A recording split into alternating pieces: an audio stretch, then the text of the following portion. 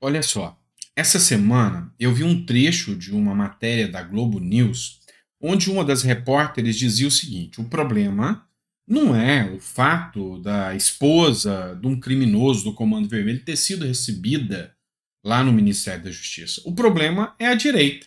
Porque a direita sabe pegar uma matéria e ficar fomentando essa matéria para essa matéria ficar requintando. Ou seja, durante uma, 2 semanas, essa matéria viraliza nas redes sociais. A esquerda nunca precisou aprender isso. Por quê? Porque a mídia faz isso para eles. Você pega matérias como, por exemplo, o Bolsonaro ter importunado baleias. Isso aí vai ficar na mídia dias. A própria mídia faz isso. Então, a coisa ficou muito bem definida. Mídia fomenta a esquerda e a rede social aprende a se virar e fomentar a direita. A direita aprendeu a se virar e se fomentar nas redes sociais. Não é à toa que eles querem calar as redes sociais. Por que eu estou falando isso? Passado uma semana da denúncia do Estadão, hoje o Bolsonaro, que tem milhões de seguidores, 25 milhões de seguidores, fez a seguinte postagem. Eu tenho orgulho é que eu sou o único candidato a presidente da República que tem o coragem de entrar numa favela sem colete de segurança. Sabe o que... É lógico, aqui uma mensagem subliminar. Ou seja, a vinculação que a direita joga da esquerda com o crime organizado é clara. A comemoração nos presídios da vitória do Lula, é o caso do ministro Flávio Dino, que foi muito bem explorado, ter ido ao Complexo da Maré, é o caso agora, ficou conhecida como Dama do Tráfico, né? Que estava dentro do Ministério da Justiça. Enfim, todos esses assuntos foram muito bem explorados nas redes sociais. E alguns ganham uma repercussão tão pesada nas redes sociais que é o que o povo está pesquisando, é o que o povo está olhando, que até a mídia tem que comprar a ideia. E a mídia acaba sucumbindo, cedendo às redes sociais. Ou seja, foi o que aconteceu com o caso da dita Dama do Tráfico aí, que rendeu aí até uma derrota para o Flávio Dino. E aí, quando o Bolsonaro ele vê que o assunto já está esvaecendo, já está começando a cair, ele vem e refomenta aquele assunto. Ou seja, a direita é muito mais proativa nas redes sociais. Você concorda com isso ou discorda? Coloca aí no comentário. Mas vamos lá. O Lula, dessa vez, ele acertou. E eu preciso comentar isso com vocês. Eu sei que vocês não gostam quando eu cito isso aqui. Mas, acertando, a militância bate nele. Pois é. Eu não sou muito favorável à quantidade de feriados que tem. Não acredito que são os feriados que fizeram o PIB cair, não. Mas olha só. Amanhã é o dia da consciência negra em vários estados. Essa matéria aqui é do jornal Metrópolis. E aí, o governo federal ignorou os feriados estaduais do Dia da Consciência Negra e colocou os servidores para trabalhar. O governo Lula determinou que será obrigatório o trabalho de servidores federais, mesmo em estados e municípios onde será feriado nesse 20 de novembro, Dia da Consciência Negra. Em diversos estados e cidades, como Rio de Janeiro e São Paulo, amanhã será feriado, mas a data não é um feriado nacional. A decisão do governo Lula incomodou expoentes do movimento negro, já que a data é um marco para a defesa dos direitos das pessoas negras e a memória de Zumbi dos Palmares. O Ministério da Gestão afirmou à coluna que seguiu a lei. Pois é, nessa o Lula acertou. Tem que seguir a lei e colocar para trabalhar. Já não basta o tanto de feriado que eles ficam criando para os servidores não irem trabalhar. A máquina pública custa muito cara.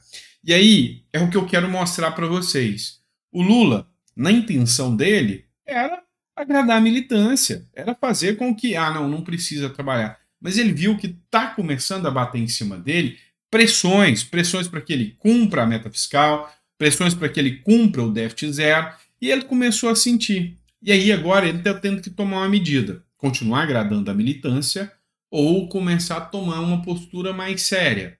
O problema é que de um jeito ou de outro o Lula vai sofrer derrotas. Por que ele vai sofrer derrotas? Se ele toma a conduta certa, que é o que ele fez agora. Sim, é o que o Lula fez. Mandar todo mundo trabalhar. Você concorda comigo ou discorda? Aí a militância, que é a favor das pautas raciais, vai bater em cima do Lula. Ou seja, ele perde ali ele sofre uma derrota. Se ele age a favor dos servidores e manda eles ficarem sem trabalhar, a oposição e aquela turma que já está de saco cheio dos gastos exacerbados e das mordomias que o serviço público tem, vai bater no Lula. Ou seja, de um jeito ou de outro, você tem que entender o seguinte: sentou na cadeira do presidente, é para tomar pancada, e toma muita pancada. Bolsonaro que o diga, que tomou muito mais pancada do que o Lula, né? E Lula já está começando a sentir agora, foi muito cômodo para ele estar na oposição, falou tudo aquilo que o povo queria ouvir, agora na hora que senta na cadeira tem que fazer aquilo que o povo quer. Aí, meu amigo, agradar é difícil. Vamos falar de outro assunto aqui. Esse foi publicado pelo Partido Novo, reverberando aqui uma matéria do Poder 360 que diz o seguinte: o presidente do IBGE, Instituto Brasileiro de Geografia e Estatística, fala em mudar a divulgação de estatísticas. E aí o Novo critica: a argentinização do Brasil já começou. O que é que está acontecendo para você entender? Tem um novo presidente do IBGE. O cara é petista comunista declarado, totalmente ideológico. Chama-se Márcio Postman. É esse cidadão aqui, totalmente alinhado com a pauta lulopetista. E aí, ele sinalizou que vai mudar a forma de divulgação das estatísticas do Instituto. Postman não deu detalhes do que ele vai fazer para mudar a forma da divulgação e de estatística, que seguem critérios técnicos, mas diz que vai mudar e vai acabar com o formato atual. Essas declarações levantaram, então, uma dúvida. Será que estamos trilhando o caminho da Argentina sob Cristina Kirchner, que fez isso? Interferiu nas agências de estatística do país para mentir os dados. De repente, explodiu a situação da Argentina com inflação de mais de 120%, 140% ao ano. O IBGE, que deveria ser técnico e não político, enfrenta tempos incertos no governo do PT. Vivemos o risco de real politização. E aí, para assustar ainda mais, o IBGE é que ele traz dados da população, da renda da população, do número de pessoas que não têm saneamento básico, tudo isso é o IBGE que faz. E aí, ele citou e utilizar um modelo chinês. Pois é, assustem, mas ele citou o modelo chinês. O modelo chinês que é conhecido no mundo inteiro por mentir sobre os dados do governo, os dados estatísticos do governo. E aí o que a gente vai ter? A gente vai ter agora uma melhora exponencial dos dados do governo. Por que uma melhora exponencial? Porque os dados estarão sendo mal informados, mal barateados. Ou seja, às vezes a renda da população vai estar abaixo da média, eles vão mudar os critérios e a renda vai dar a impressão de que está muito acima. Mas no bolso a população está sentindo. Ou seja, é falsear os dados. E isso aí todo mundo está criticando e criticando muito no governo Lula, de que esse Postman, que é esse novo indicado para liderar o IBGE, possa utilizar os dados a favor do Lula. E o Supremo Tribunal Federal está tomando alguma medida em relação a isso? Não. Você lembra que quando era a gestão Bolsonaro, indicou o Ramagem, o STF automaticamente foi lá e falou: não, esse aqui você não pode indicar, ele é alinhado com você? Pois é, agora o Lula colocou ali um petista comunista, um cara que tem todo o interesse em mudar as regras das divulgações do IBGE. Até os servidores do IBGE estão incomodados com o Postman, tá? Até os servidores do IBGE já falaram: olha, eu acho que a gente vai deixar de trazer os dados técnicos, a coisa vai piorar e vai piorar muito. Vamos falar de Roberto Jefferson agora, pessoal. Vou citar para vocês uma matéria que foi divulgada no jornal Metrópolis, que trata do estado de saúde do Roberto Jefferson. É o seguinte: o Roberto Jefferson está preso já desde o ano passado, né? Já está inteirando quase um ano, eu já tenho um ano de prisão. Foi comunicado pelos familiares que ele já está apresentando uma perda de memória e está com uma depressão extrema dentro da cadeia. E aí já foram feitos vários pedidos de liberdade provisória para o Roberto Jefferson para que ele possa aguardar em liberdade, uma vez que a sua saúde está muito debilitada. Ele já não tem condições de oferecer risco a ninguém, não tem como interferir nas investigações, mas ele só está preso há muito tempo. E aí foi negado pelo ministro do Supremo, Alexandre de Moraes, e agora, com esse quadro de depressão grave, ele está apresentando uma falha de memória, ou seja, tá esquecendo das coisas, os familiares denunciaram que ele está chegando a não conhecer algumas pessoas, não está lembrando por que foi preso, ou seja, a saúde dele, várias imagens foram vazadas, inclusive na imprensa, na internet, e aí mostra que a situação dele está realmente caótica, né, pessoal? Está realmente caótica. E, pelo menos na minha visão como advogado, eu não vejo subterfúgios ou justificativa para a manutenção da prisão provisória dele, né? Então, quantas pessoas aí aguardam em liberdade casos gravíssimos, não tem o porquê o Robert Jefferson permanecer preso na situação que está, pelo menos é a minha visão como advogado, tá bom? Vamos lá, outra matéria que eu quero divulgar para vocês agora é outra matéria do Metrópolis, essa da Lília Tarran. E aí, meu amigo, é o tempo todo esse tipo de matéria. Mas os ambientalistas caladinhos, desaparecidos. Amapá em chamas.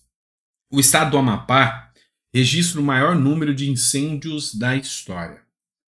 Enviada especial no Amapá. Na horizonte da última estrada ao extremo norte do Brasil, a BR-156, a fumaça predomina. No trecho que liga os municípios de Calçoene e Oiapoque, no Amapá, é possível ver o que queima é a vegetação do Parque Nacional do Cabo Orange, composta pela floresta amazônica e aningais, plantas que podem chegar a 4 metros de altura. Ou seja, é uma coisa caótica, a fumaça está se espalhando pela Amazônia inteira.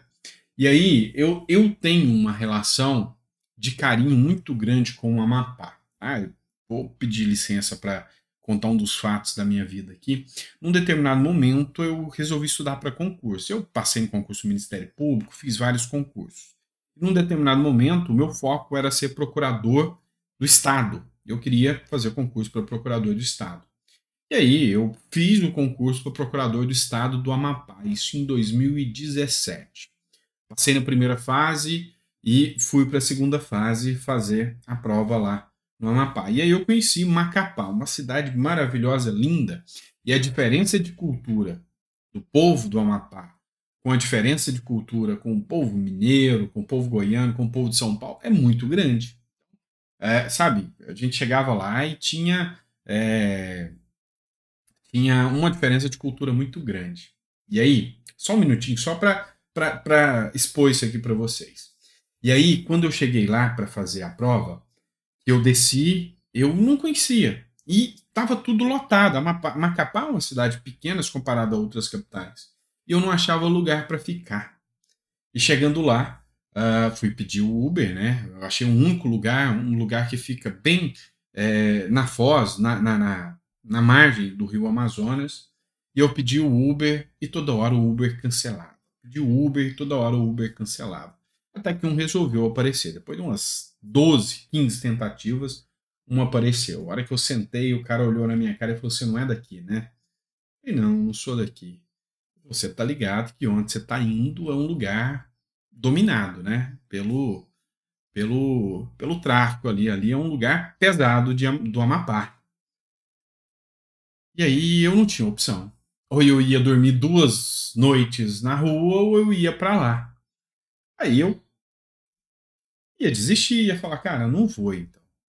Ele falou: "Não, mas faz o seguinte, pode ir, que eu sou de lá." E aí o pessoal sabe que eu trabalho, eu sou Uber, e que eu tô levando você para lá, pela rota lá, é para ir para essa pousada que tem lá, o pessoal não mexe. Então eu fui morrendo de medo. Então cheguei morrendo de medo, entrei na pousada lá, minha esposa nem sabe disso. Morrendo de medo, entrei na pousada, e lá dentro da pousada fui muito bem recebido.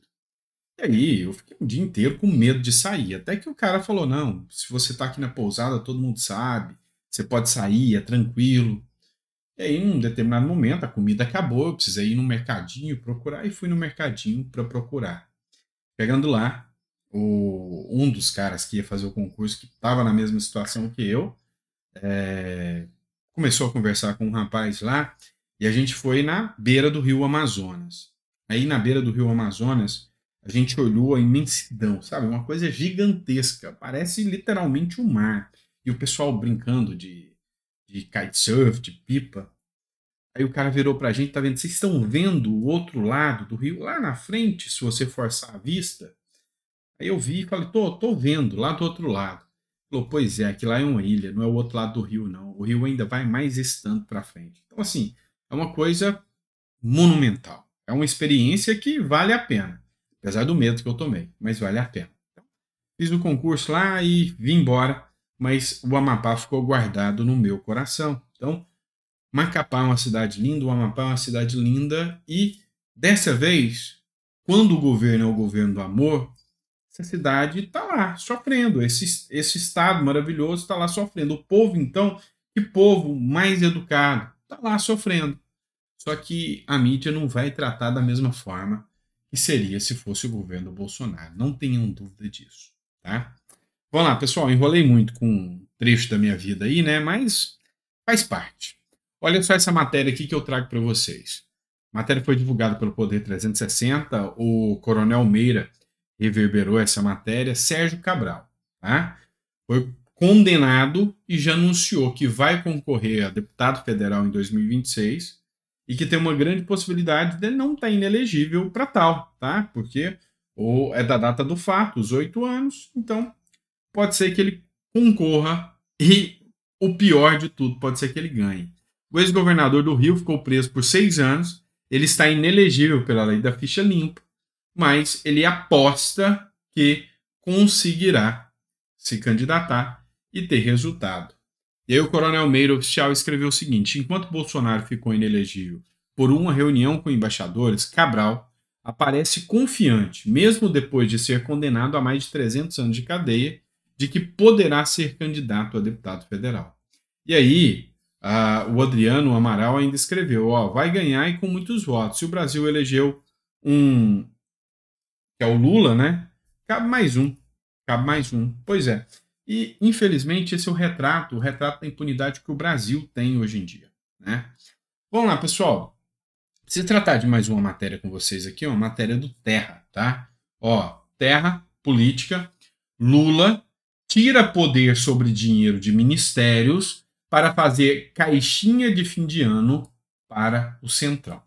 Eu queria que, principalmente se você é mais à esquerda, defende o governo Lula, focasse nessa explicação que eu vou te dar dessa matéria aqui. Presta atenção. O que acontece? As mudanças diminuíram o orçamento sob influência direta dos ministros e aumentaram os recursos direcionados para os parlamentares de maneira secreta. Eu vou resumir para você o que aconteceu aqui. O Lula, chegando nesse final de ano, ele quer agradar a base do Centrão. Por quê? Porque ano que vem é ano de eleição. E aí os deputados precisam fazer agrados, agraciar os prefeitos que são a sua base e com isso irrigar dinheiro neles. E aí o que o Lula fez? Ele mudou as regras da liberação do orçamento secreto e dentro de alguns ministérios ele retirou recursos dos ministérios. Um dos ministérios que foi afetado foi o Ministério da Agricultura. O que aconteceu? O Executivo vai usar o dinheiro para montar um pacotão de emendas para o Centrão no final do ano. O dinheiro do seguro rural, direcionado para atender parlamentares com uma ação específica do Ministério, de fomento ao setor agropecuário, usado para bancar obras e estradas rurais e compra de equipamentos agrícolas, foi retirado. Ele estava sendo já utilizado pelo ministro Fávaro, tá? O ministro Fávaro estava liberando esses recursos para alguns deputados para agradar a sua base ali do Mato Grosso. Para quê? Focar no candidatura a governador depois ou alguma coisa assim. Só que esses recursos foram retirados e esses recursos eram vinculados. Ele mandava, mas tinha que ter uma transparência maior desses recursos para que esses deputados destinassem. Aqui é para estrada, aqui é para ali. Com essa mudança, esses recursos do setor agropecuário foram retirados. Outro setor que foi afetado, Ministério da Saúde. O governo retirou 400 milhões que bancariam a atenção primária, ou seja, tirou 400 milhões da saúde para a atenção primária, aumentou o orçamento de assistência hospitalar para 715 milhões. Só que esses 715 milhões abrem caminho para a pasta beneficiar a demanda dos parlamentares, pois é um módulo mais atrativo para os municípios. Até agosto, Alagoas, que é o reduto do Arthur Lira, foi o estado mais beneficiado pela herança do orçamento. Um dos hospitais que recebeu o dinheiro é administrado por uma prima do parlamentar. O Ministério não comentou o caso. Olha o que é a jogada. Eu vou tirar do orçamento da educação, da saúde primária, 400 milhões. Então vai ter uma redução de 400 milhões da educação, da saúde primária. Vou aumentar, olha só que bonito, de 400 agora eu vou aumentar para 715, é melhor, né? Só que esse 715 vai para a emenda secreta. Ou seja, eu estou tirando 400 para empurrar esse e mais 315 para orçamento secreto, que é mais secreto mesmo. E aí, por exemplo, lá em Alagoas foi o que mais recebeu, foi para uma prima do Lira. Pois é. E aí, a minha pergunta para você é: você fez o L para isso? Está satisfeito com isso? Mas enquanto você vê esse tipo de notícia, você tem que pegar matérias como essa da CNN, que anunciam que 4,4 milhões de brasileiros não têm banheiro em casa. É o que aponta um levantamento. Um relatório do Instituto Trata Brasil aponta que 4,4 milhões de brasileiros não têm sequer banheiro, não tem onde ir fazer cocô em casa. Em sua maioria são da região Nordeste, em especial Maranhão, Bahia, Piauí, além do Nordeste, como Pará, do Norte, como Pará e Amazonas. Tem até 20 anos de idade, ensino fundamental incompleto e renda familiar de até R$ 2.400 mensais. É o que explicou, ou seja, esse pessoal, muitos que moram nessas regiões, não tem nem banheiro. Não se trata de saneamento básico. Região Norte e Nordeste, 70% não tem saneamento básico. Estou falando de gente que não tem nem banheiro em casa. Enquanto isso, você vê anúncios aqui de emendas secretas de 700 e tantos milhões. Pois é, tá bom para você ou tá pouco? Pois é, esse é o retrato do Brasil que você precisa acordar um pouco e ver como que funciona, tá? Então, para resumir para você, vai tirar dinheiro do agronegócio para construir estradas, para melhorar a infraestrutura, vai retirar dinheiro da saúde primária e vai enfiar em deputado para comprar a sua base de apoio. Só que aí você precisa entender uma coisa. O apoio do Lula está começando a ficar ruim. Por quê? Porque até agora ele tinha gordura para queimar. Ele tinha de onde tirar o dinheiro para inibir CPMI de 8 de janeiro, tinha onde tirar dinheiro para comprar parlamentares. Agora ele já está tendo que tirar dos ministérios para realocar para o Centrão. Daqui a pouco os ministérios não têm onde tirar mais. E aí? Qual vai ser o efeito do Lula? Impeachment. Não tenha dúvida que o efeito pode ser o impeachment. Tá bom? Obrigado, pessoal. Fiquem com Deus. Vou estar trazendo o último editorial, tentando aqui falar sobre a questão da Argentina. Tá bom? Vamos ver o que vai ser o resultado. Esperamos que a Argentina saia do atoleiro que enfiaram. Tá bom? Grande abraço, fica com Deus e até o próximo vídeo.